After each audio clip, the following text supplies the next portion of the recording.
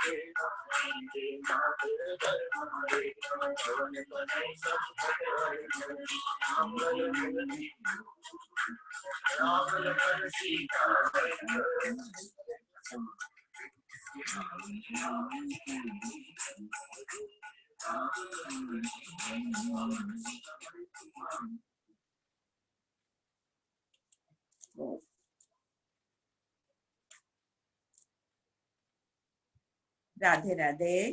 आइए संतों के आशीर्वाद और भगवान जी की कृपा से हम आज हनुमान चालीसा में प्रवेश करेंगे। उसमें प्रवेश करने से पहले हमें ये देखना होगा कि हनुमान जी कौन है। वास्तव में हनुमान जी है क्या? हनुमान जी कोई व्यक्ति नहीं है, एक तत्व है, हनुमत तत्व है। संत ऐसा बताते हैं कि ये एक प्राण तत्व है जो हमारे प्राणों के रूप में हमारे अंदर है। और हनुमान जी के लिए जो हनुमान चालीसा लिखी है ये तुलसीदास जी की लिखी हुई है और ये एक सिद्ध मंत्र है। सिद्ध मंत्र कैसे? इसका जितना जप किया गया, इतना पाठ किया गया और किस प्रकार से ये हमारे सामने आया, उसकी भी एक अलग तुलसीदास जी की अलग अनुभव है, उसका एक अनोखा अनुभव है। ऐसा कहते हैं कि जो तो रामचरितमानस लिखी गई वो 2 वर्ष 7 महीने 26 दिन में पूर्ण हो गई थी, लिखकर तैयार हो गई थी। जब ये उस रामचरितमानस को तुलसीदास जी लिखने लगे थे तो उनको शिव जी की प्रेरणा से उन्होंने लिखी थी। और फिर उसके बाद जब ये हनुमान चालीसा की रचना करने लगे, इस बीच में उन्होंने और भी की हैं रचनाएं तुलसीदास जी ने, लेकिन जब वो हनुमान चालीसा की रचना करने लगे तो इनको ऐसा था कि हनुमान जी मेरे सामने विराजमान रहे तभी मैं लिख पाऊंगा। लेकिन हनुमान जी की क्या एक उनका ऐसा होता है कि उनको ये लगता है कि नहीं, मेरा गुणगान नहीं होना चाहिए, भगवान का होना चाहिए। जहां भी हनुमान जी का गुणगान होने लगता है वो कहते हैं नहीं, मैं आगे नहीं हूँ, भगवान जो हूं मैं भगवान जी की कृपा से ही हूँ, राम जी की कृपा से हूँ, राम जी के भक्त हैं, राम जी के दास हैं। और ऐसा कहते हैं कि चारों वर्ण है ना, ब्राह्मण, क्षत्रिय, वैश्य और शूद्र, ये चारों वर्ण हनुमान जी हैं। अब देखिए ब्राह्मण कैसे हैं ये। हनुमान जी महाराज किष्किंधा कांड में राम जी जब घूम रहे हैं, गर्मी में घूम रहे हैं अकेले, राम जी और लक्ष्मण जी, सुग्रीव उनको भेजता है, विप्र रूप धरि कपित हैं गयो, माथ नाई यस पूछत भयो, को तुम श्यामल गौर शरीरा। विप्र रूप धारण करके गए, विभीषण के पास जब गए, साधु तो हुई न कारज हानि, विप्र रूप धरि कपित हैं गयो, वहां भी विप्र रूप धारण करके गए। तो ब्राह्मण है ये। ब्राह्मण किसको कहते हैं हम? ब्राह्मण जाति से नहीं हम मानते। ब्राह्मण कौन होता है? जो जिसका ब्रह्म से परिचय होता है, जो ब्रह्म के निकट होता है। तो राम जी कौन है? राम जी ब्रह्म है। तो हनुमान जी से अधिक निकट राम जी के कौन है? तो ये ब्राह्मण तो है ही है। अब देखिए क्षत्रिय कैसे हैं। क्षत्रिय का धर्म क्या होता है? उसका देश की रक्षा करना, स्वामी की रक्षा करना, आतताइयों को वो करना, दंड देना, दंडित करना। तो हनुमान जी ये सब करते हैं, राक्षसों के संहारक हैं और राम जी के सेवक तो हैं ही हैं। तो जितनी युद्ध इन्होंने किए, ऐसा क्षत्रिय कौन होगा जो बिना हथियारों के युद्ध करके आ जाए? लेकिन हनुमान जी ऐसे क्षत्रिय हैं जिन्होंने बिना हथियारों के युद्ध किया है। नख आयुध गिरि पादप धारी, चले गगन मही इच्छाचारी। नख आयुध, यही आयुध थे इनके, क्योंकि वे वानरों के लिए आए हैं, वैसे ही वानर हैं। तो ये क्षत्रिय भी हैं। अब देखिए वैश्य कैसे है। वैश्य का काम क्या होता है? व्यापार। और अच्छा वैश्य या बढ़िया वो माना जाता है जो दूसरों को ऋणी बनाकर रखे। ये एक गुण होता है कि वो इतना चतुर हो कि दूसरे को उधार, मतलब वो ऊपर रहे, उधार में रखे दूसरे को। हनुमान जी तो ऐसे हैं। उन्होंने तो भगवान ने ही उनका ऋण मान लिया। सुनु सुत तो ही ऋण में नाही, देखे करी विचार मन माही, मैं तुम्हारे ऋण से कभी उऋण नहीं हो सकता, तो मैं ऋणिया हूं। यहाँ तक कि विनय पत्रिका में भी आता है, भगवान राम कह रहे हैं कि तुमने मुझे ऋणिया बना दिया, कि मैं तुम्हारा ऋण कैसे चुकाऊंगा। तो ऋणी है। और एक लास्ट में आ गई सेवक जाति। सेवक तो ये है, ये इनसे बढ़कर दास। सेवक राम जी के लिए है, जो कुछ है ये राम जी के लिए। जितने गुण इनके हैं ये कहते हैं सब सो सब तव प्रताप रघुराई, नाथ न कछु मोरी प्रभुताई, ये गुण इनमें है। और सेवक के लिए कैसे, वो चरणों में ही रहते हैं हमेशा, भगवान की सेवा में, राम दुआरे तुम रखवारे। और दास तुलसीदास सदा हरिचेरा, वो तो अपने लिए कहते हैं, लेकिन हनुमान जी तो दास है ही है, सेवक है राम जी के। और बापूजी से मैंने ऐसा सुना है, वो कहते हैं ये प्योर ऑक्सीजन है हमारे लिए, प्राण तत्व। वायु पुत्र हैं तो पिता के गुण इनमें हैं, तो ये प्योर ऑक्सीजन हमें मिलती है, तो जिससे हमें जीवन मिलता रहता है। अच्छा, अब मैं ये बता रही हूँ कि जो हनुमान जी है अपनी प्रशंसा नहीं चाहते, तो जब तुलसीदास जी लिखने लगे, इनको हनुमान जी को बिठाते थे कि आइए आइए मैं आपको हरि नाम सुनाता हूँ, राम नाम सुनाता हूँ। तो राम नाम का तो उनको है ही है, अच्छा लगता है, रसिया है राम नाम सुनने के। लेकिन जहां सुनते थे उनका नाम आया, उठकर चल देते थे। तो ऐसा कहते हैं कि रामचरितमानस से भी अधिक समय हनुमान चालीसा में लगा था। संत ऐसा बताते हैं कि हनुमान जी बैठते नहीं थे, जहां उनकी प्रशंसा शुरू होती थी खड़े होकर चल देते थे, कि राम जी का गुणगान करना है या राम जी का प्रशंसा करनी है तो करो। तो एक इनकी कथा और आती है हनुमान जी की, कि राम जी के राम दुआरे तुम रखवारे, ये द्वार पर खड़े होकर राम जी की सुरक्षा करते हैं, द्वार पर खड़े रहते थे। तो एक कोई व्यक्ति आता था, वो भगवान के पैर छूना चाहता था, वो आकर के अंदर जाने लगता था, तो हनुमान जी कहते थे नहीं नहीं अभी नहीं, अभी भगवान जी विश्राम कर रहे हैं, अभी खाली नहीं है। तो उसने दूसरे व्यक्ति से जाकर कहा कि मैं तो अंदर भगवान को प्रणाम करने जा रहा हूँ, तो ये तो रखवाले के रूप में हनुमान जी खड़े हैं, मैं कैसे अंदर जाऊं। तो जिस व्यक्ति को वो कह रहा था, उसने कहा मैं तुम्हें एक तरीका बताता हूँ, तुम सुबह जब जाओ तो हनुमान जी के पैर पकड़ लेना, फिर जो होगा तुम्हें अपने आप भगवान जी के चरण मिल जाएंगे। तो उसने जाकर वही किया। हनुमान जी द्वार पर खड़े थे, राम द्वारे तुम रखवारे। तो जाते ही उस व्यक्ति ने हनुमान जी के पैर पकड़ लिए। जैसे ही हनुमान जी के पैर पकड़े तो हनुमान जी कहते अरे अरे अरे ये क्या कर रहे हो। कहते जी आपके पैर पकड़ रहा हूँ, आपको प्रणाम कर रहा हूँ। कहते मुझे क्यों कर रहे हो। तो वो व्यक्ति बोला किसको प्रणाम करूं। बोले वो बैठे हैं ना राम जी, उनको करो। ठीक है, अंदर चला गया और प्रणाम करके आ गया। तो हनुमान जी महाराज वैसे तो खुद ही हाथ पकड़ के राम जी के पास ले जाने वालों में से हैं। अगर हम हनुमत तत्व का आश्रय लेते हैं, उनका सहारा लेते हैं, तो वो हमें कहाँ ले जाएंगे। वो हनुमान जी हमें सीधा हनुमंत, हमें भगवंत के पास ही लेके जाएंगे। तो हम आज हनुमान चालीसा में प्रवेश करते हैं। इस भाव के साथ आप प्रवेश करिए कि हनुमान जी एक हनुमान चालीसा एक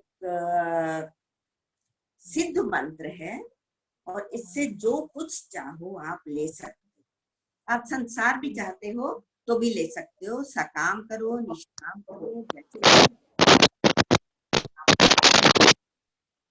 तो हम हनुमान चालीसा में प्रवेश करते हैं। अब इसका प्रारंभ होता है, श्री गुरु चरण सरोज रज निजमन मुकुट सुधारी। श्री गुरु के चरण कमलों, सरोज कहते हैं कमल, चरण कमलों की वंदना करते हुए निजमन मुकुट सुधारी, अपने मन रूपी मुकुर कहते हैं शीशा, मन रूपी शीशे को मैं सुधार कर किससे सुधारना हूँ? श्री गुरु के चरण कमलों की रज से। कमल के ऊपर रज क्या होती है? चरण तो कमल जैसे हैं गुरु के, और उसकी रज क्या होती है? उसके ऊपर पराग जो होता है। तो उससे मैं अपने मन रूपी शीशे को सुधार कर, साफ करके, अब सबसे बड़ी बात बताती हूँ, मन रूपी शीशे को क्यों साफ करने की जरूरत है। हमारा मन एक दर्पण की तरह है, शीशे की तरह है। शीशा क्या करता है? शीशे में रिफ्लेक्शन आता है किसी भी चीज का। जैसे हम कहेंगे वो इमेज शीशे के अंदर आती है। तो जो हमारा मन रूपी शीशा है, उस पर कई बार हम देखते हैं मैल जम जाती है। मैल कैसे? दुष्प्रवृत्तियां, बुरी प्रवृत्तियां, या जो दुर्गुण है, उनसे हमारे मन रूपी दर्पण पर मैल जम जाती है। तो वो मैल जब जम जाती है तो उससे हमें जो बाहर का रिफ्लेक्शन है वो ठीक नहीं आता, इमेज क्लियर नहीं आता। तो उसको साफ करना पड़ता है मन रूपी दर्पण को। और सच बताऊं तो जब आपका मन रूपी दर्पण साफ हो जाता है, क्लियर हो जाता है, तो बाहर आपको कोई मुखौटा लगाकर भी अगर ठगने आता है, मुखौटा कैसे कि है अंदर से कुछ और, बाहर से कुछ और शो कर रहा है, तो वो आपको मुखौटे समझ आने लगते हैं जब आपका मन रूपी दर्पण साफ हो जाता है। और वो कोई गुरु तत्व आकर ही साफ करता है उस चीज को। गुरु तत्व कौन है? आप चाहे हनुमान जी को मानिए गुरु तत्व, आप चाहे शिव जी, जय जय जय हनुमान गोसाई कृपा करो गुरुदेव की नाई, चाहे आप हनुमान जी को मानिए, या संसार में भी अगर हमें कोई सदगुरु मिलता है तो बहुत अच्छी बात है। नहीं तो तुम त्रिभुवन गुरु वेद बखाना। त्रिभुवन के गुरु कौन है? शिव जी महाराज है। या फिर कृष्णम वंदे जगत गुरु, उनके चरणों में प्रणाम करके, उनकी चरण रज से, चरण कमलों की रज से हमारा मन रूपी दर्पण साफ हो जाएगा। चरणों में कैसे?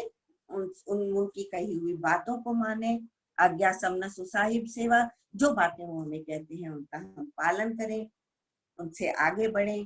तो ये हमारा मन रूपी दर्पण, उससे इमेज, बाहर की इमेज एक्चुअल इमेज आने लगेगी और क्लियर इमेज आएगी उससे हमारे पास।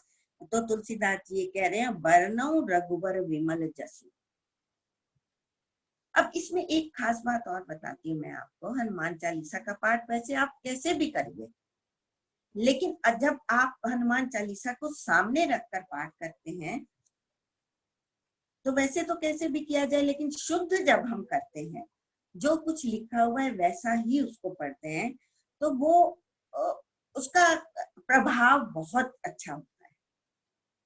आप ये देखिए ना कि जो कुछ हम गलती करते हैं, बिना देखे हम पढ़ते जाते हैं, एक बार गलती हुई हमें, फिर वो हमारे लिए वो गलती रहती ही नहीं है, हमें लगता है कि यही है। लेकिन सामने रखकर करना चाहिए। वैसे भी कहते हैं शास्त्र को हाथ में लेकर ही करना चाहिए। तो वर्णव रघुवर विमल यश, मैं रघुवर के विमल यश का वर्णन करता हूँ। जो दायक फल चारि, जो 4 फल देने वाला है। अब 4 फल कौन से हैं? ये हैं धर्म, अर्थ, काम, मोक्ष।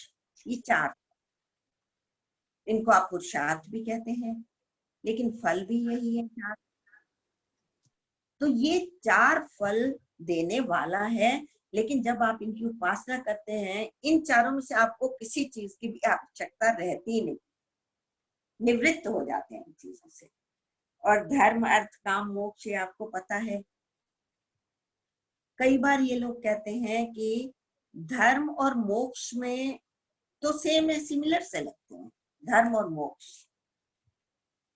तो एक बार राम सुखदास जी से किसी ने पूछा था, स्वामी जी से, कि धर्म और मोक्ष तो एक जैसे लगते हैं, तो इनमें अंतर क्या है? तो मुझे बहुत अच्छा लगा, आप लोगों के साथ शेयर कर रही हूँ। उन्होंने ये कहा था कि धर्म जो है वो क्रिया प्रधान है, मोक्ष भाव प्रधान है।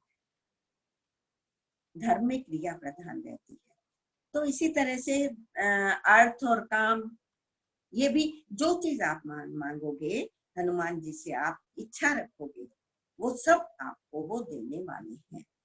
अब ये तो आपको पता है कि इन चारों में से किसी में पुरुषार्थ प्रधान होता है, किसी में प्रारब्ध प्रधान होता है। तो धर्म और मोक्ष में जो है वो हमारा पुरुषार्थ ही प्रधान होता है।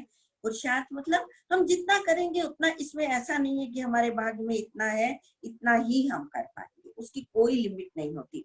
अर्थ और काम में होती है, उसमें प्रारब्ध प्रधान होता है, पुरुषार्थ गौण होता है। गौण मीन्स पुरुषार्थ का रोल कम है। लेकिन धर्म और मोक्ष में आप इसको अचीव कर सकते हैं, जितना आप करें उतना आपके अकाउंट में जाता रहता है। जो दायक फलचारी बुद्धिहीन तनु जानिके। बुद्धिहीन तनु जानिके, बुद्धिहीनता क्या है? सबसे बड़ी बुद्धिहीनता हमारी ये होती है कि हम शरीर को ही सत्य माने बैठे हैं। हम ये मान के बैठे होते हैं कि मैं शरीर हूं, हमारी आइडेंटिटी, हमारा परिचय, हमारा शरीर समझते हैं कि ये मैं हूं। तो ये हमारी बुद्धिहीनता है। आप लोगों ने सभी अभी ये गीता जी का किया है डॉक्टर साहब से, तो सब में यही रहा है कि मैं शरीर नहीं हूं। तो मेरी सबसे बड़ी बुद्धिहीनता यही है कि मैं शरीर को ही सत्य मान के बैठा हूं, अपनी आइडेंटिटी शरीर नहीं है। बुद्धिहीन, ये मेरी बुद्धिहीनता है कि मैं शरीर को सत्य मानता हूं। सुमिरो पवन कुमार, पवन कुमार हनुमान जी का मैं स्मरण करता हूँ।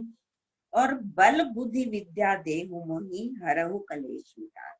मुझे बल दो, बुद्धि दो, विद्या दो, और हरहु कलेश विकार, क्लेश और विकारों को समाप्त कर। अब देखिए, बल किसी के पास यदि है और बुद्धि नहीं, तो वो क्या करेगा? शक्ति का दुरुपयोग करेगा। जिसके पास बल है, बुद्धि नहीं है, बल के साथ बुद्धि का कॉम्बिनेशन होना बहुत जरूरी। और बुद्धि है, बल नहीं है, तो भी निर्बल होके बैठेगा। बुद्धि से काम करेगा ठीक है, लेकिन शक्ति वाला काम नहीं कर पाएगा। तो बल और बुद्धि का कॉम्बिनेशन होना बहुत जरूरी है। और विद्या, विद्या क्या है?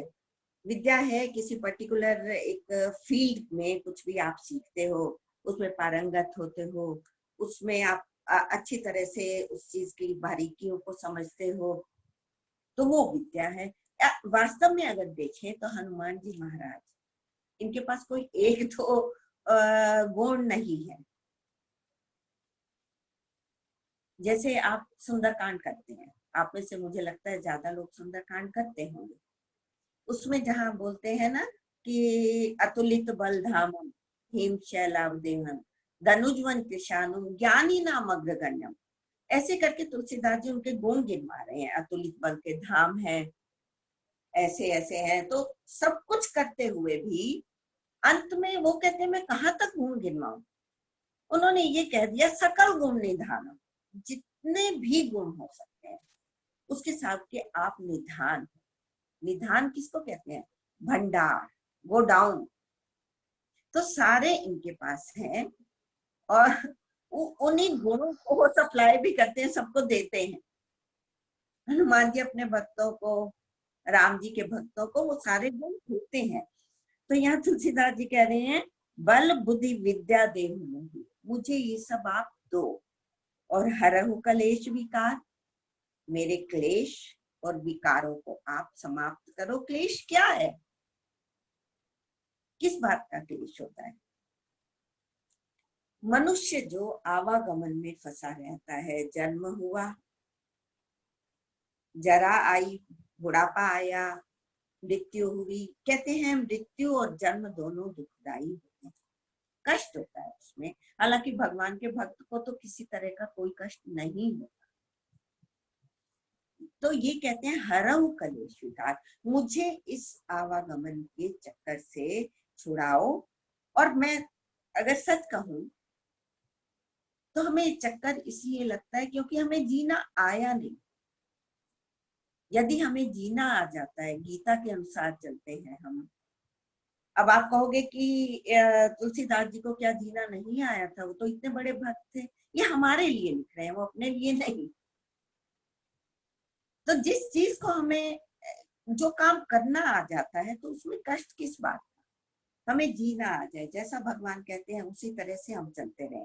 कृष्ण जी कह रहे हैं, राम जी कह रहे हैं, हमने गीता भगवान कृष्ण का गीत सुना, गीता उनका गीत तो है, तो उसके अनुसार चलते रहे हम, तो कोई भी क्लेश नहीं है। विकार, विकार कहते हैं चेंजेस को, और विकार मीन्स इसको भी कहते हैं किसी चीज के बिगड़ने को, विकृत होना भी कहते हैं, विकार हो जाना। तो हमारे जीवन में जो विकार आ गए हैं वो सब समाप्त हो जाएंगे अगर हम हनुमान जी की या राम जी की शरण में जाते। और मैं आपको एक बता दूं, राम जी कृष्ण जी अलग नहीं है और हनुमान जी भी अलग नहीं है, उन्हीं का ही रूप है। अभी आप आगे देखेंगे तो हरहु कलेश विकार, मेरे क्लेशों और विकारों को, विकृतियों को आप समाप्त कर। फिर आगे कहते हैं जय हनुमान ज्ञान गुण सागर। हे हनुमान जी, आप ज्ञान और गुणों के सागर हैं। ज्ञान और गुणों के सागर कैसे हैं? हनुमान जी एक्चुअली ज्ञान और भक्ति की परिपक्वता का नाम हनुमान जी है। इनमें ज्ञान भी मैच्योर हो चुका है, मैच्योर है, और भक्ति भी अपने क्लाइमेक्स पर है, तो उन्हीं का नाम हनुमान है। तो ज्ञान गुण सागर, जय हनुमान, आप ज्ञान और गुणों के सागर हो। सागर हो मीन्स आप सागर दूसरों को भी देता है, क्योंकि उससे इवेपोरेट होके जाता है, वो वर्षा के रूप में नीचे आता है, तो वो ज्ञान सब में बढ़ता है। तो ज्ञान और गुणों के भंडार हो आप, सागर हो। और फिर क्या है, ज्ञान एक्चुअली एक, ये भी, इसको भी आप ज्ञान कहोगे कि जैसे कोई हमने किसी चीज की नॉलेज ली, वो तो एक इंफॉर्मेशन है। जैसे हमने चर्म चक्षु से देखा, एक वृक्ष है, वृक्ष को देखा, वो हमारी आंखों ने देखा, चर्म चक्षु ने देखा, लेकिन उसके अंदर जड़ भी होगी, ये ज्ञान चक्षु देखती। और जैसे एक मकान है, मकान तो दिखाई दे रहा है, वो हमें चर्म चक्षु से दिखाई दे रहा है, लेकिन उसकी नींव, उसके जो रूप में है वो कौन है? तो भगवान है, सब कुछ के रूप में भगवान है। इसका बहुत सुंदर मुझे लगता है ना, लगता है कि एक अति पावनी वह सभी वहां पर तरीके देखकर आश्रम पर बाबा की मन सुमिरत हरि शाप गति बाधी। जब उन्होंने सरोवर को देखा, पहाड़ों को देखा और उपवन को देखा, सबको देखकर उनके मन में भगवान की याद आई। ये नहीं कि देखो कितने सुंदर हैं या क्या है, एक्चुअली जो ज्ञान है वो यही होता है कि ये चीजें जो हमें संसार में दिखाई देती हैं, वो तो उसका ऊपरी रूप दिखाई देता है, लेकिन उसके अंदर उसको बनाने वाला कौन है, ये संसार बनाया किसने इतना सुंदर, ये एक्चुअल ये ज्ञान है। तो हनुमान जी हमें ज्ञान देने वाले हैं, गुणों को देने वाले हैं। ज्ञान गुण सागर, जय कपीस तीनों लोक उजागर। तीनों लोकों में आप उजागर हैं। कपीश, कपि कहते हैं बंदर को, ईश कहते हैं स्वामी, वानराणामधीशम, वानरों के स्वामी हैं हनुमान जी। और तीनों लोक उजागर, तीनों लोकों में आपका यश उजागर है। तीनों लोकों में कैसे उजागर है? देखिए, पृथ्वी लोक है, पृथ्वी लोक पर तो हनुमान जी अभी भी हैं और रहेंगे। ऐसा नहीं है कि ये त्रेता युग में हुए थे और अब नहीं है, चारों युगों में हनुमान जी, क्योंकि शंकरावतार है, तो पृथ्वी पर तो है ही, जहां भी राम का नाम लिया जाता है, राम की कथा हो रही है, जहां उनका गुणगान हो रहा होता है, सबसे पहले आकर हनुमान जी बैठ जाते हैं। तो पृथ्वी पर तो है ही है। आकाश, आकाश में उनकी गति है, उड़ सकते हैं वो, हालांकि वानर हैं, लेकिन उनमें उड़ने की भी क्षमता है, वो आकाश में भी उनकी पहुंच है। और पाताल, पाताल का भी आपको मालूम है कि बंधु समेत जब है अहि रावण, लय रघुनाथ पताल सिधारो, देवी ही पूजी भली विधि सो, बलि देन सबे मिली मन विचार, जाय सहाय भयो तब ही। हम हनुमान अष्टक में आता है कि पाताल में चले गए थे हनुमान जी, राम और लक्ष्मण जी को, भगवान को लेने के लिए। ऐसा नहीं है कि भगवान में शक्ति नहीं थी, वो नहीं आ सकते थे या काम अपना नहीं कर सकते, वो तो सारे संसार के स्वामी है ही है, लेकिन वो किसी को भगवान एक निमित्त बनाने के लिए, मीडियम बनाने के लिए आगे करते हैं। तो हनुमान जी की पाताल में भी पहुंचे, तीनों लोक उजागर, तीनों लोकों में उनकी पहुंच है, वहां उनकी शक्ति काम करती है, उनकी पावर वर्क करती है हनुमान जी। और राम दूत अतुलित बलधामा, आप राम के दूत हैं, ये आप सबको पता है कि राम जी के दूत बन के गए थे और रावण के पास गए थे। अतुलित बलधामा, अतुलित बल है। अतुलित किसको कहते हैं? जिसको तोला नहीं जा सकता, जिसकी कोई बराबरी नहीं की जा सकती कि कितना है, शब्दों में नहीं आप बता सकते, क्योंकि असीम है, असीम की कोई सीमा नहीं है। अतुलित बलधामा, उनमें अतुलित बल के वो धाम है। उनकी शक्ति का तो आप लोगों ने बहुत किस्से सुने होंगे, हनुमान जी तो हनुमान जी हैं। और अंजनी पुत्र, इनकी माता का नाम अंजनी है, अंजनी के पुत्र हैं। और पवन सुत नामा, पवन पुत्र इनको कहा जाता है और इनका नाम पवन पुत्र है। महावीर विक्रम बजरंगी, महावीर है, हनुमान जी में वीरता तो है ही है। महावीर, देखिए हनुमान जी ने किसी अस्त्र से लड़ाई नहीं की। आपने रामचरितमानस का पाठ करते हैं, सब पढ़ा है, कोई तो अस्त्र नहीं लिया, कोई शस्त्र नहीं लिया। इतना इसमें इनमें महावीर हैं कि एक मुष्टिका से ही रावण को के घुटने टिकवा दिए थे उन्होंने। और वहां पर भी गए जब लंकनी के पास, लंका में प्रवेश कर रहे थे, तो मुठिका एक महाकपि हनी, रुधिर बमदन्नी धरनी ठन मनी। तो उन कोई हथियार नहीं होता, तो इतनी वीरता इनमें है, बिना हथियारों के ये लड़ सकते हैं। और विक्रम, बहादुरी तो है ही है। बजरंगी, मैंने बापूजी से सुना है, कहते हैं बजरंगी हम इनको इसलिए कहते हैं क्योंकि ये वज्र अंगी हैं, इनके अंग वज्र के बने हुए। वज्र क्या होता है?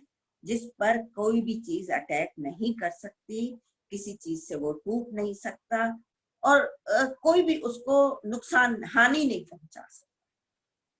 तो बजरंगी एक्चुअली ये वज्र अंगी है।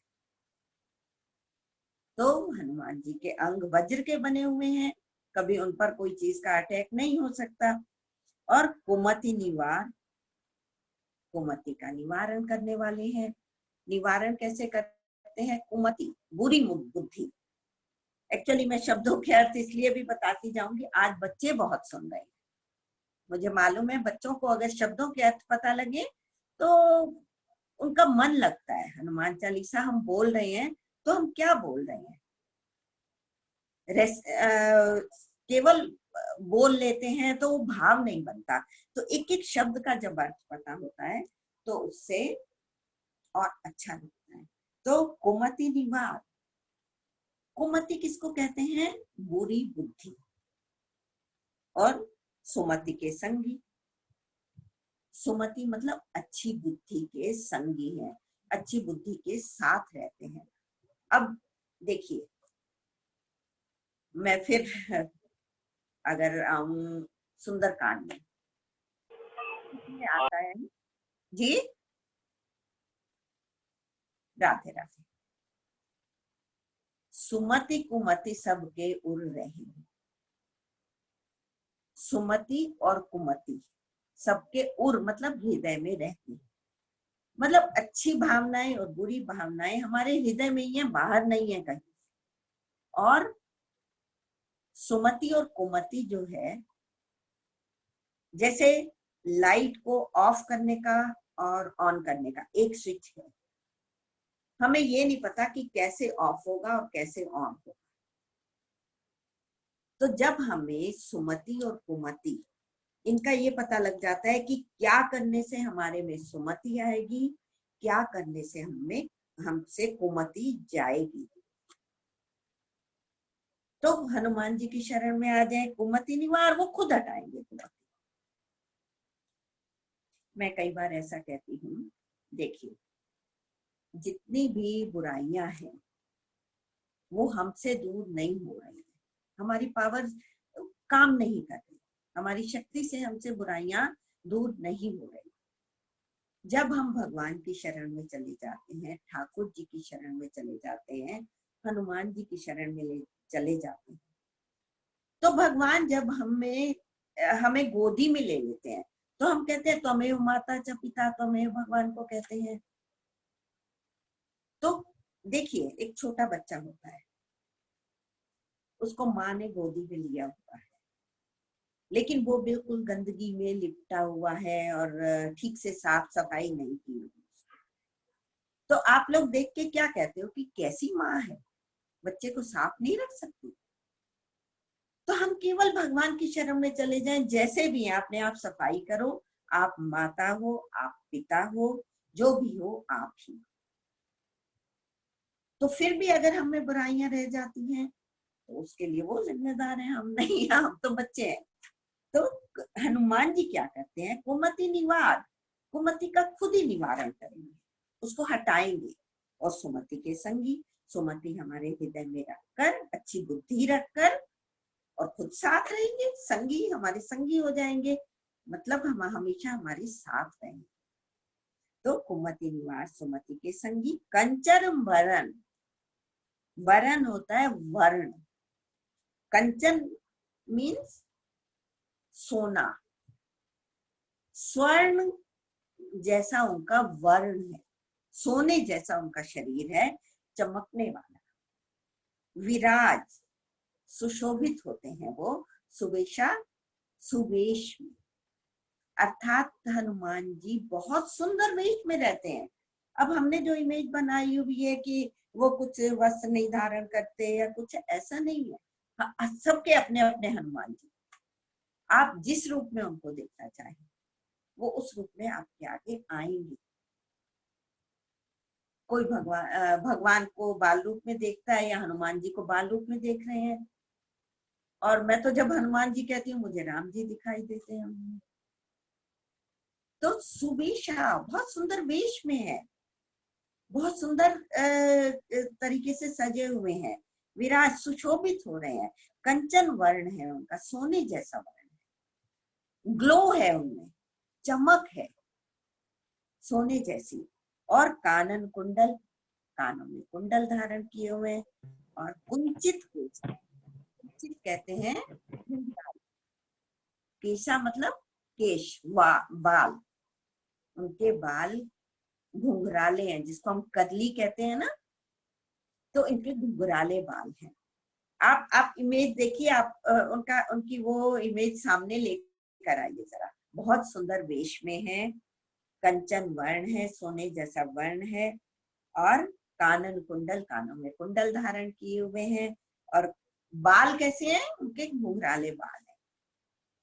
कुंचित केसा, हाथ वज्र, हाथ में वज्र है,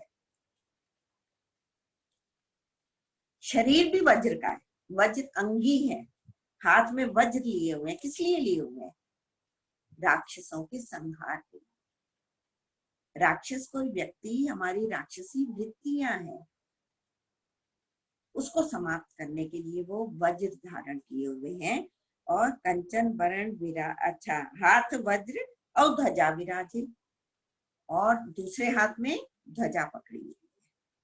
ध्वजा किस चीज की है? झंडा, राम नाम की ध्वजा।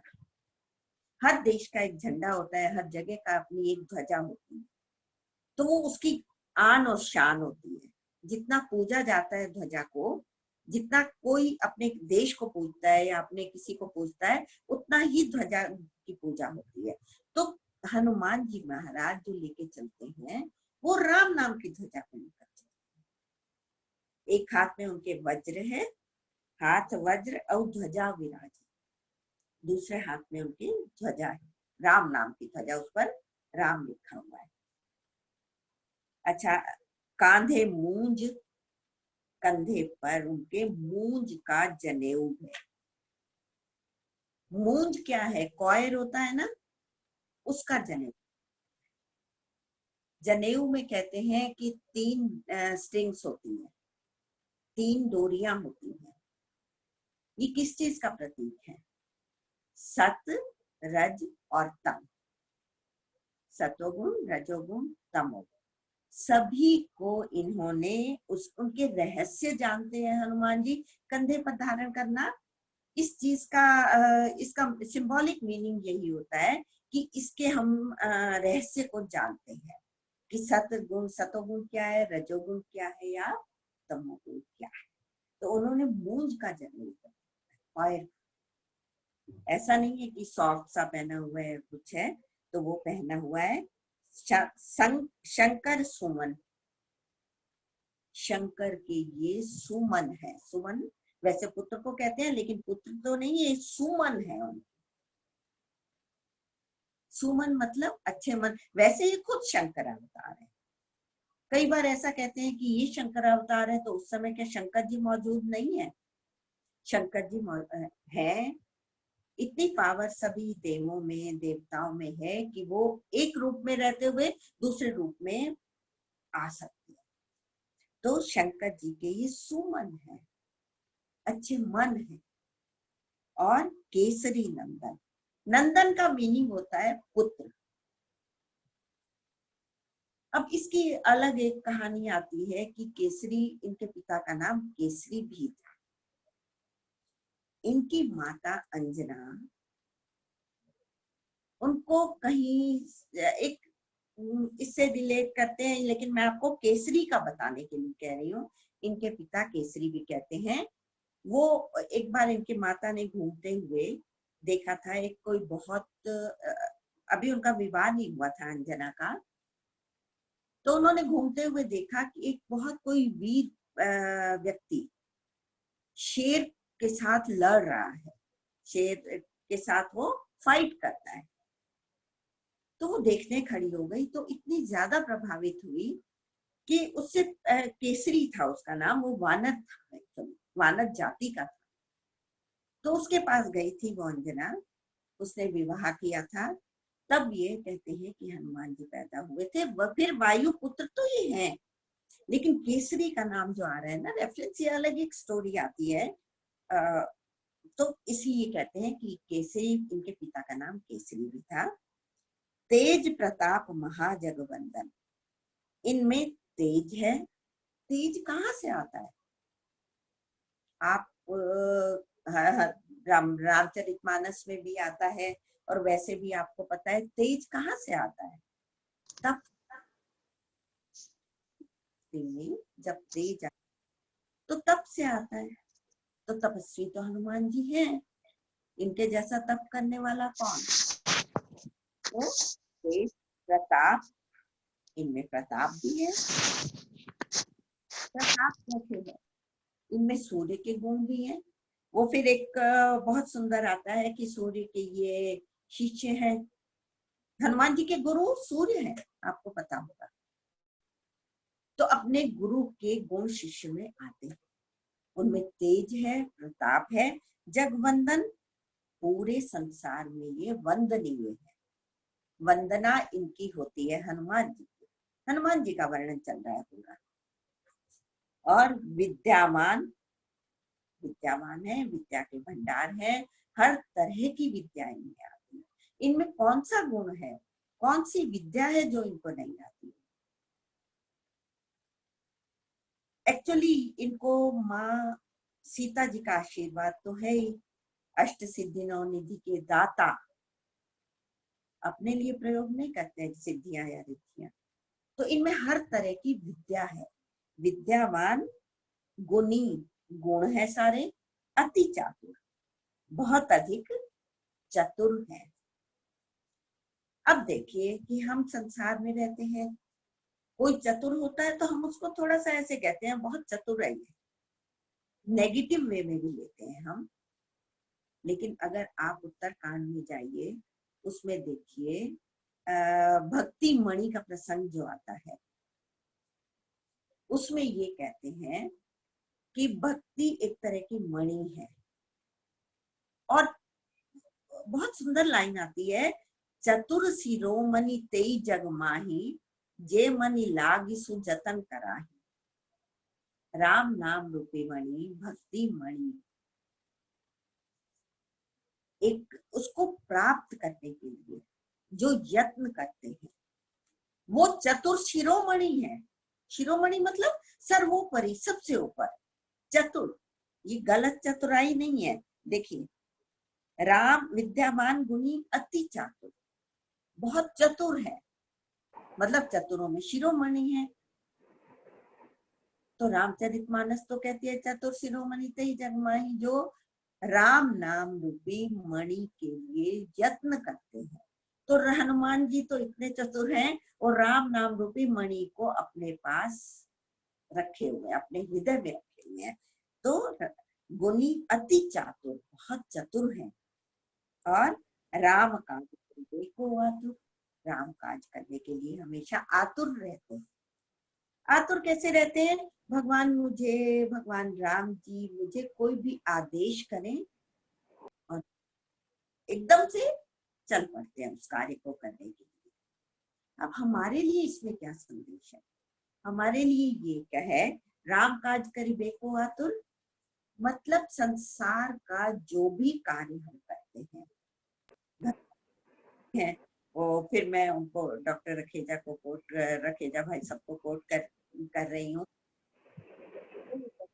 अपना सब काम छोड़ दो, जो भी काम करो भगवान का करो। संसार जितने भी काम करें हम उसको राम काज समझ के करें।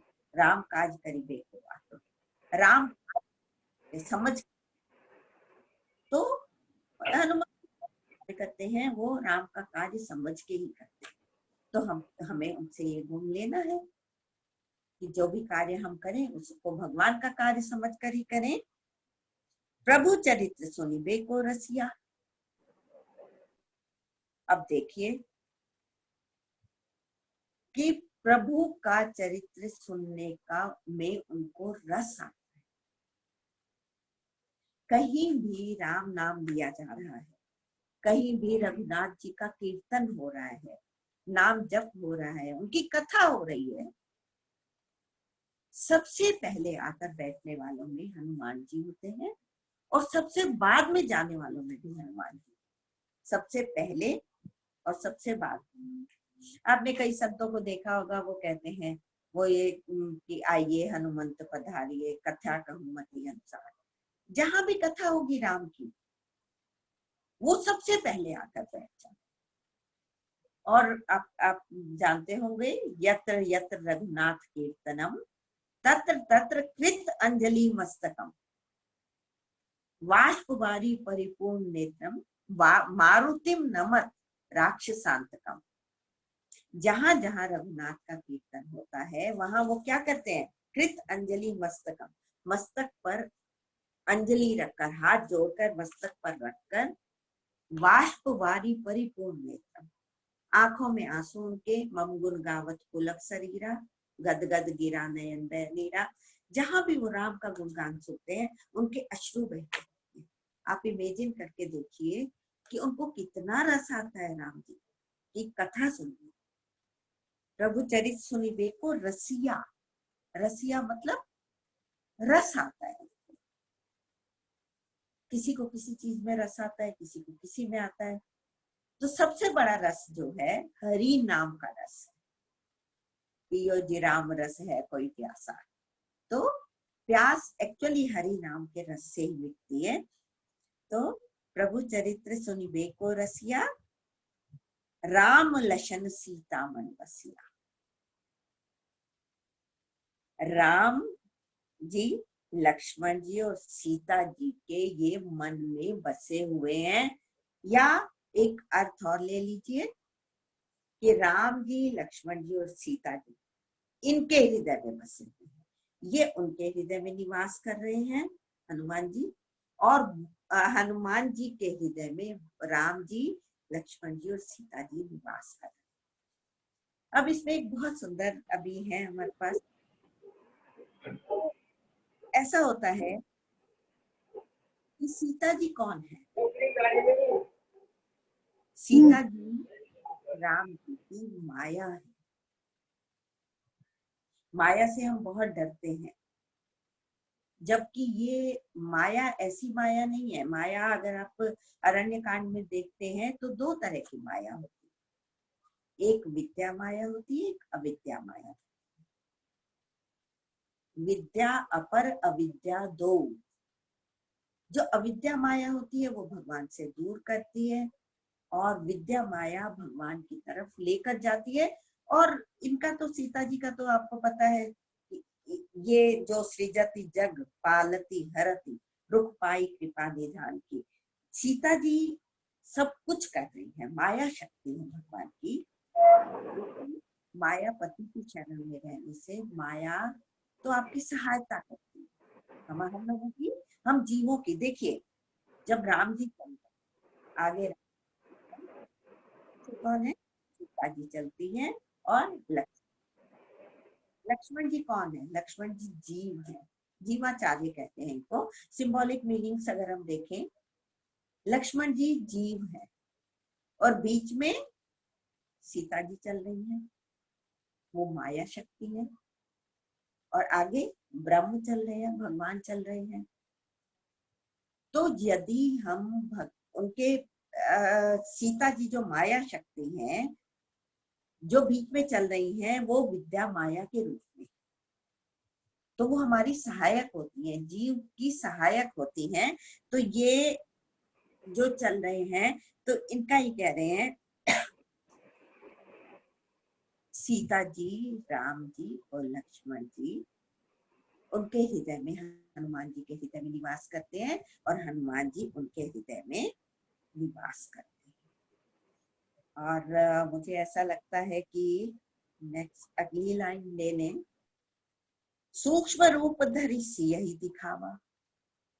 हनुमान जी भी शक्ति है, छोटा या बड़ा रूप धारण कर सकते, जहां वो चाहे छोटे भी हो सकते हैं, बड़े भी हो सकते हैं। और हम संसारी क्या करते हैं, जहां हम बड़े हुए हम छोटे होना नहीं जानते। जहां एक लेवल पर हम पहुंच जाते हैं फिर हम छोटे होना नहीं जानते, उसमें हमें कष्ट होता है। लेकिन हनुमान जी राम कार्य कर रहे हैं, उसमें तो वो उनमें पावर है, वो छोटे भी हो जाते हैं, बड़े भी हो जाते हैं। तो सूक्ष्म रूप धरि सियहि दिखावा, उन्होंने बहुत छोटा रूप धारण करके सीता जी को दिखाया। फिर उसके बाद बड़े भी हो गए थे। सीता जी ने जब ये कहा था कि है सुत कभी सब तुम ही समाना, ये पुत्र क्या सारे बानर तुम्हारे जैसे ही हैं, छोटे छोटे से।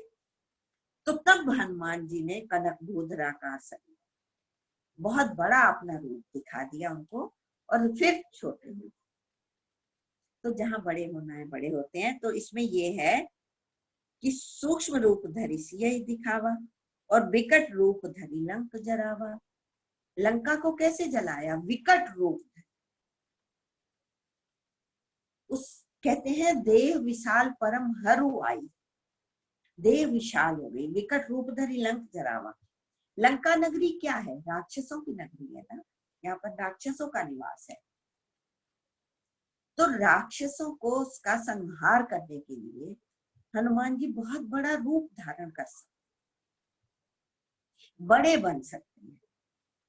वैसे वो छोटे हैं, छोटे बन सकते हैं, लेकिन जहां वो देखते हैं मेरे भक्त पर या किसी पर भी राक्षस अटैक करते हैं, रक्षा के लिए वो विकट रूप धारण कर लेते हैं और लंक जरावा, लंका को उन्होंने जला दिया।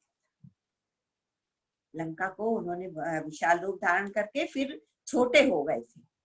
जब उन्होंने अपने को अपनी अग्नि बुझाई थी तो छोटे हो गए थे। तो इसको सिंबॉलिक मीनिंग में आप जाते हैं तो हमारी राक्षसी वृत्तियां, नेगेटिव जितने भी हैं, हमारे जितने भी होंगे उनको समाप्त मान जी आधा खीरा ना गोल गोल काट दो, प्याज विशाल रूप धारण, विकट रूप धरी लंक जरावा, आसुरी वृत्तियों की लंका को जला दे। एक बहुत इतना मुझे लगता है आप आज लंका ही जलाते हैं हम, और इसके आगे हम कल चलेंगे और ऐसा रहेगा हमारा कि हनुमान चालीसा आगे बढ़ेगी। कल में होती है या परसों तक पूरी होती है, जब भी ये हो जाएगी उसके बाद हम रामचरितमानस का देखेंगे, उसके प्रसंग लेंगे। और उसके लिए आप अगर अच्छा ये साथ लेकर तो आपको आनंद आएगा, उसमें से आप देखेंगे। और यहाँ तक कि मैं तो ये भी कहूंगी कि हनुमान का भी आप देखकर पाठ करें, देखकर पाठ करने का अलग असर होता है। और वैसे मैं आपको बताऊं, हमारी जैसे सेंस ऑर्गन्स है, तो जितनी भी उसमें इन्वॉल्व होती हैं हरि नाम में, भगवान देने में जितनी हमारी इंद्रियां इन्वॉल्व होती हैं, सेंस ऑर्गन, जैसे आंखों ने देखा, मुंह ने, जिह्वा ने बोला, और कानों ने सुना, और स्पर्श तो हो ही रहा है हनुमान चालीसा को। तो हमारी ये इंद्रियां जब स्पर्श करती हैं तो उसमें इन्वॉल्व हो जाती है, सारा हमारा ध्यान उसमें रहता है, तो उसका अलग असर होता है। एक तो हम फिर अशुद्ध उच्चारण नहीं करते, वैसे तो शुद्ध करो या भाग जैसे भी करो, अगर हम शुद्ध कर सकते हैं तो हम क्यों नहीं करें। तो हनुमान चालीसा भी आगे लेकर बैठे, उसके बाद आप हनुमान रामचरितमानस की अगर अर्थ वाली छोटी ले लेते हैं तो उसमें आपको अच्छा लगेगा करने में। हनुमान चालीसा को हम यहाँ विश्राम देते हैं, और मैं आपको चलिए कल एक चलेगा हमारा, तो यहाँ हम इसको विश्राम दे रहे हैं। राम मित गुण सागर थाह कि पावई कोई, संतन सन किछु सुनऊं तुमहि सुनायऊं सोई। तुम रे भजन राम को पावे, जन्म जन्म के दुख विसरामे। जय जय जय हनुमान गोसाई, कृपा करौ गुरुदेव की नाई। पवन तनय संकट हरन, मंगल मूरति रूप। राम लखन सीता सहित, हृदय बसहु सुरभूप। जय सिया राम, राधे राधे।